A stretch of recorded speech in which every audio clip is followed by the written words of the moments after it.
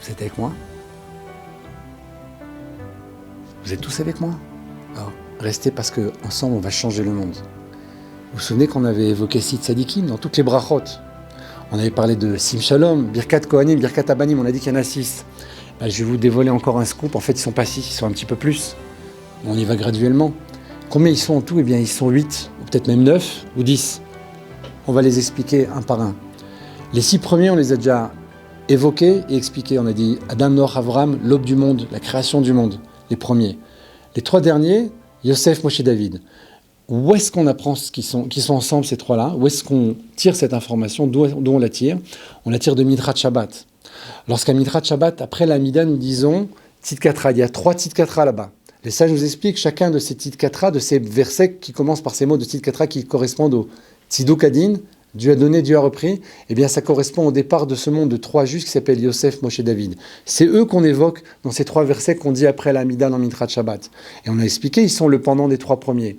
Mais ça va beaucoup plus loin parce que si on regarde bien, tout tourne autour de Mincha. Pourquoi tout tourne autour de Mincha? Parce que ces 3 tzadikim-là sont partis à Mincha, mais ce n'est pas la seule raison. Si je recommence au tout début du monde, à la partir de Adam et Noach, qui sont ce qu'on appelle Klal HaEnoshut, l'ensemble de l'humanité, eh bien Adam, c'est, comme on dit en hébreu, Bnei Adam, tout le monde est Ben Adam, tout le monde est le fils de Adam Arishon, et tout le monde est Bnei Noach, les fils de Noach, automatiquement. Adam et Noach, c'est toute l'humanité. Eh bien, si je prends la valeur numérique de Adam et celle de Noach ensemble, j'obtiens le chiffre de 103. 103, c'est la valeur numérique de Mincha. Adam 45, Noach 58, ensemble 103, Mincha. Donc c'est très simple. Eux ont introduit quelque part ce Mincha-là dans le monde. Pourquoi? Parce que Mincha, c'est le temps de la Gvura. Qui a institué Mincha? Yitzhak.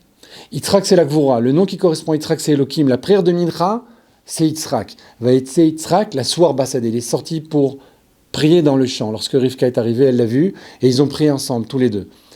À ce moment-là, lorsqu'ils ont prié, d'ailleurs Yitzhak et Rivka, ils ont donc institué cette prière, et quand on regarde la valeur numérique de Yitzhak et Rivka, eh bien elle est de 515, comme Yosef, Moshe et David, exactement la même. Donc si on remonte à l'aube du temps, on a dit Adam et Noach, ils sont l'humanité tout entière. Pourquoi? Ils sont Mincha ensemble, dans leur valeur numérique, dans leur âme, dans leur nom même, parce que la plus grande Gvura a commencé chez eux. Adam a introduit la mort dans le monde, Noach l'a vécu avec la plus grande force. Toute l'humanité, tout ce qui existait sur la terre a été effacé par le déluge. Donc on voit ici la Gvura absolue, Mincha, Adam et Noach. Lorsqu'on continue, vient Avram qui va réparer tout cela, et Avram il est le symbole par rapport à la Géoula du premier Beth Amikdash. Or le premier Beth Amikdash, nous disent les sages, est comparé à une montagne. Avram est parti à la montagne pour sacrifier Yitzhak, Avram est monté sur la montagne pour demander à Dieu de ne pas détruire Sdom et Amora. On voit que la montagne, c'est le symbole de Avram Avinu.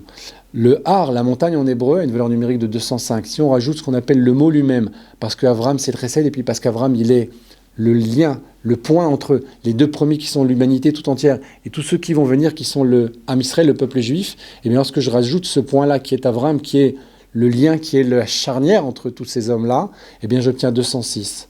La valeur du mot numérique du mot Har, montagne, plus sa valeur au mot lui-même 206, c'est 2 fois Mincha.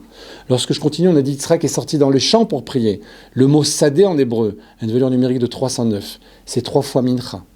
Lorsque je termine avec Yaakov, puisque le deuxième Beth Amikdash est comparé à un champ, il faut le préciser, le premier a une montagne, le deuxième un champ, et le troisième Beth Amikdash a une maison, Baït. Or le mot Baït qui correspond à Yaakov a une valeur numérique de 412, qui est exactement 4 fois Mincha. Vous voyez, 1 fois Mincha, 2 fois, 3 fois, 4 fois. Lorsqu'on arrive sur Yosef, Moshe et David, la valeur numérique de leur nom, encore une fois, comme les premiers, eh bien, est de 515, 5 fois Mincha. On a donc, depuis Adam, Noach, Avram, Yitzhak, Yaakov, Yosef, Moshe et David, la succession de tous ces tzadikim-là. Ce n'est pas par hasard qu'ils sont tous liés à Mincha, puisqu'on a dit Mincha, c'est la Gvura, c'est la sévérité. Et c'est pour cela aussi que lorsque Mashiach viendra, on dira, la Gemara Shabbat nous le dit là-bas, lorsque Mashiach viendra, on dira sur Yitzhak, Ata Avinu, tu es notre père. Non pas que les autres ne sont pas nos pères, mais la période de la Géoula correspond à la Gvura. Pourquoi Gvura? Pourquoi la sévérité? Pourquoi les choses difficiles qui correspondent à la Gvura? Parce que dans ce moment-là, la Gvura sera maîtrisée. Ce ne sera pas la Gvura qu'on connaît aujourd'hui, qui correspond à la mort, au mensonge, au vol, à tout ce qui peut être négatif, cette Gvoura-là est dans la Kdusha, elle est dans la sainteté, elle est dans le bien. Et ce sera la Gvoura parce que Dieu va se dévoiler dans le monde, comme on le dit dans le Matan Torah, lorsque Dieu a donné la Torah, c'est mi pi Gvoura, elle a reçu de la bouche de la Gvoura. Quand Dieu a donné la Torah, nos âmes ont quitté nos corps. Pourquoi ? Parce que le dévoilement était trop grand. Lorsque Mashiach viendra, on aura un dévoilement identique à celui de Matan Torah et même encore beaucoup plus grand. Mais à ce moment-là, nos âmes ne quitteront pas leur corps. Nous resterons ce qu'on appelle Neshama Begouf, l'âme dans le corps, et nous vivrons la Géoula de façon absolue, de façon très intense. Et la Gvoura, qui est a priori aujourd'hui de la sévérité, quelque chose de dur, ce sera à ce moment-là quelque chose d'extraordinairement grand, quelque chose d'extraordinairement beau, et pas dans la Gvoura qu'on envisage aujourd'hui. Donc on voit ici le lien énorme, extraordinaire entre tous ces tzadikim-là. Et bien il se retrouve aussi dans les autres brachot qu'on a évoquées. Une d'entre elles, c'est par exemple le Sim Shalom. On avait dit Shalom Tova Vracha Chaim Chen Vachesed, on a dit 106. Lorsqu'on prend le mot Verachamim qui vient juste après, eh bien il correspond à Yaakov, et le mot Alenu correspond à Yitzhak. Mais ça, on le développera un petit peu plus tard. Et si vous restez avec moi et vous continuez à écouter et à comprendre ces enseignements, eh bien tous ensemble, nous allons changer le monde.